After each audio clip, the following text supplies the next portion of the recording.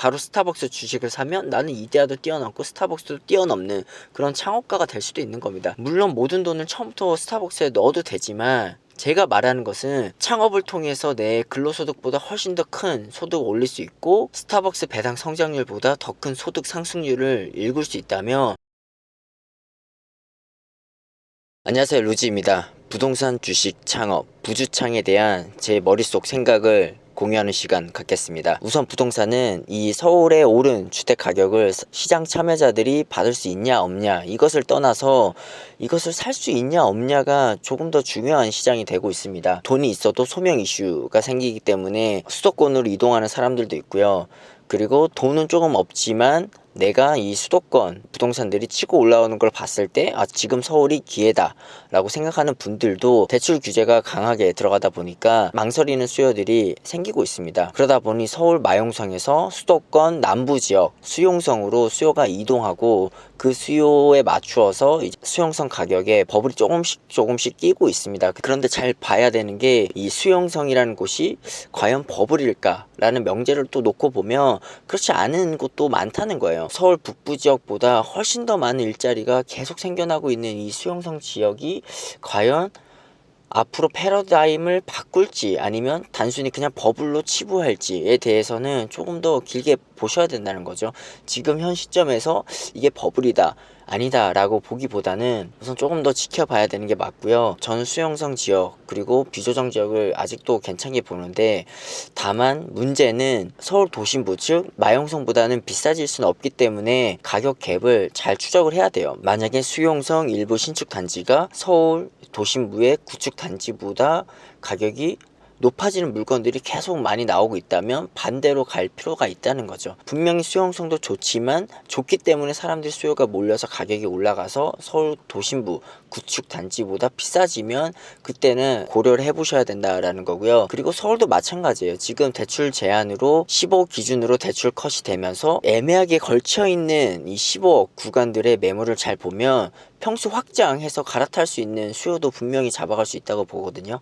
뭐 예를 들면 서울에 내가 30평대에 거주하고 있는데 이 30평대랑 40평, 50평대 가격이 별로 안 나. 해봤자 1, 2억 수준밖에 안 나면 당연히 갈아타는 쪽으로 생각을 할 수밖에 없는 거죠. 단 15억 미만으로요. 그러면 1주택 비과세도 9억 초과분에 대해서만 부담하면 되는 거고요. 정말 제가 봤을 때는 이런 식으로 사람들이 지금 효율을 찾아서 이동하고 있는 게 눈에 보입니다. 앞으로 경기가 점점 어려워지면서 오히려 돈을 더 풀 수밖에 없는 거고, 그럼에도 지금 정부가 하나 잡고 있는 것은 경기가 어려움에도 부동산 규제를 풀지 않고 경기 부양을 하겠다라고 얘기를 하는 건데, 경기 부양하면서 부동산 규제를 계속 가져갈 수 없다는 것은 누구나 아는 사실이기 때문에 어차피 이렇게 되다 보면 돈부터 풀고 그 다음 부동산 정책을 조금씩 푸는 그런 상황이 될 수 있는 거고요. 이 먼저 풀린 돈은 결국 부동산은 조금씩 흡수되면서 이 규제가 풀리는 순간 모든 돈이 부동산에 한 번 더 갈 수 있는 요인이 되지 않을까, 그런 생각을 해봅니다. 이럴 때 판단을 잘 해야 되는 게 맞는 것 같고요. 그리고 두 번째로 주식에 대한 생각인데, 주식도 마찬가지로 부동산과 똑같죠. 1등에는 이유가 있기 때문에 먼저 1등에 계속 돈이 모이는 거고요. 다만 주식은 부동산과 다르게 시가총액 상위 주식이라고 대출 규제를 하거나 중과세를 때리거나 이런 게 없기 때문에 1등에 돈이 점점 몰리는 것 같고요. 그리고 요즘에 신규 ETF나 이런 것들도 아직도 계속 많이 생기고 있는데, 이 ETF라는 게 사실 시가총액 순으로 계속 담잖아요. 그렇기 때문에 1등에 대한 수요는 계속 증가되고 있고요.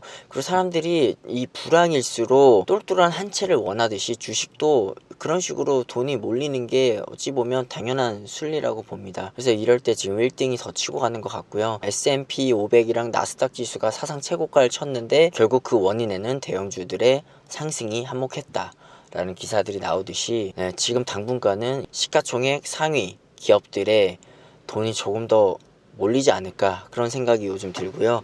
그럼에도 생각보다 바닥에서 골골대는 그런 배당 성장주들이 아직도 보여요. 그런 기업들을 사서 모아가는 게 어떻게 보면 주식 투자를 노후로 보는 입장에서 나쁘지 않다 라고 생각하고, 저는 1등도 담고 있지만 이 배당 성장주들도 지금 계속 꾸준히 담아가고 있습니다. 그런데 우리가 오해하면 안 되는 게 있죠. 부동산, 주식 둘 다 마찬가지인데요. 길게 가져가야 되는 물건이 있고 그렇지 않은 물건이 있습니다. 모든 것을 다 꾸준히 사서 모아간다는 개념은 아니고요.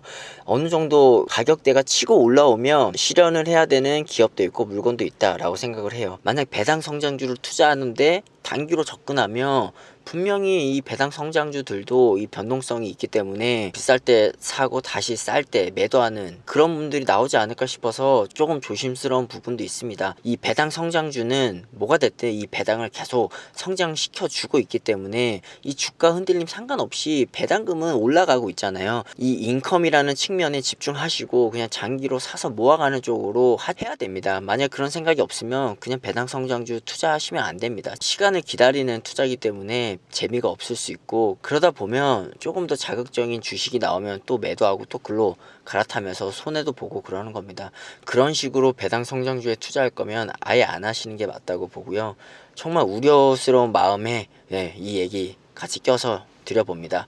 그리고 마지막으로 창업시장인데요. 그런 얘기를 할 수 있어요. 굳이 창업을 해야 되냐 라고 생각을 하면 안 하는 게 맞습니다. 스타벅스가 있고 이디야가 있고 이디야를 따르는 중소형 커피 브랜드가 있다고 치면 내가 정말 돈이 많고 창업이 귀찮으면 그냥 스타벅스 주식만 모아가도 굳이 내가 이디야를 창업을 안 해도 충분히 그에 대한 효용을 길게 보며 가져갈 수 있습니다. 근데 내가 자본금이 딸리고 그렇게 주식을 계속 사서 모아갈 자신이 조금 부족하다 싶으면 우선 나의 소득원을 여기저기서 더 내야 되는 거죠. 그게 이제 창업이 될 수도 있는 거고요. 그러다 보면 내가 스타벅스 옆에 뭐 이디야를 오픈을 하고 그 이디야에서 벌어들이는 수익을 가지고 스타벅스 주식을 사면 나는 비록 지금 스타벅스 옆에 세컨 브랜드로 들어가지만 결국은 내가 스타벅스 주식을 사기 때문에 결국 나는 스타벅스 지분 비율을 가져가면서 스타벅스를 창업한 셈이 또 되는 거죠. 100% 직영점이기 때문에 한국에서 스타벅스를 창업할 수 없는 만큼 이런 쪽으로 가져가도 되는 거고요. 더 나아가서 스타벅스 옆에 이디야가 들어갔고 이디야 매출도 괜찮으면 이디야 옆에 또 들어가는 브랜드들이 있잖아요. 그런 브랜드들을 잘 선별해서 입점한 다음에 거기서 번 돈을 가지고 바로 스타벅스 주식을 사면 나는 이디야도 뛰어넘고 스타벅스도 뛰어넘는 그런 창업가가 될 수도 있는 겁니다. 물론 모든 돈을 처음부터 스타벅스에 넣어도 되지만 제가 말하는 것은 창업을 통해서 내 근로소득보다 훨씬 더 큰 소득을 올릴 수 있고 스타벅스 배당 성장률보다 더 큰 소득 상승률을 일굴 수 있다면 리스크를 어느 정도 쥐고 들어가서 거기서 더 많이 벌어서 그 시스템 소득 내지 노동 소득을 가지고 절대 팔지 않는 이런 배당 성장주나 이런 1등 기업들의 지분을 사서 모아가는 게 아직까지 유효하다라고 보는 겁니다. 정말 쉽게 가면 진짜 배당 성장주만 살 수 있지만 제가 얘기 드리는 것처럼 이 배당 소득은 자본 소득의 끝판왕인 만큼 이 앞전에서 벌어들이는 수익을 가지고 이 기업의 지분을 한 주라도 더 살 수 있는 기회를 여기저기서 가져가야 된다고 봅니다. 나이가 한 살이라도 더 젊으면 더 좋은 거고요. 나이가 들수록 여러분 이런 것에 접근하는 것은 쉽지 않습니다. 나이가 젊기 때문에 조금 리스크를 지고 우리가 조금 더 적극적으로 갈 수 있는 거고요. 나는 지금 나이가 많은데 어떻게 해야 됩니까? 이런 얘기를 하면 저는 그 얘기를 드리죠. 정말 말도 안 되는 얘기 같지만 여러분 우리 오늘이 가장 젊은 날 맞잖아요. 내일보다 오늘이 더 가난한 날이 당연히 돼야 되는 게 맞고요. 그렇기 때문에 오늘이 가장 젊고 오늘이 가장 가난할 때 우리는 조금 리스크를 지고 투자를 하고 그 투자에서 얻은 소득을 가지고 쉽게 팔지 않을 자본소득, 즉 주식을 한 주라도 더 매입할 수 있는 그런 기회를 얻어갈 수 있는 겁니다. 오늘 뭐 주절주절 제 머릿속에 있는 것들을 두서없이 부동산 주식 창업 순으로 풀었는데요.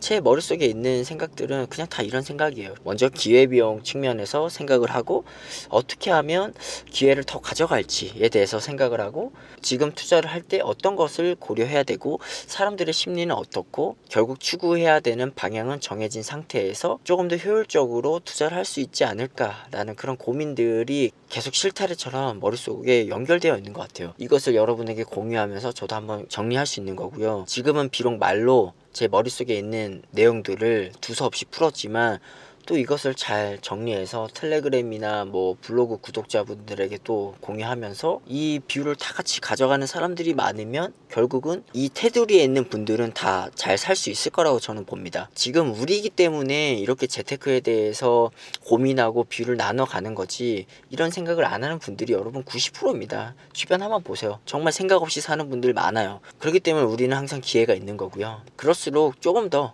빠듯하지만 한 푼이라도 더 아껴서 투자의 재원으로 쓰고자 노력을 해야 된다라는 생각을 많이 해봅니다. 아무쪼록 부동산에 대한 이슈들도 조금씩 무뎌지고 있는데요. 이럴 때일수록 조금 더 객관적으로 시장을 바라보고 사람들의 심리를 공부해보는 계기가 되었으면 합니다. 오늘도 꾸준히 자산을 사서 모아가시는 우리 구독자분들이 되시기 바랍니다. 꾸자사모 화이팅!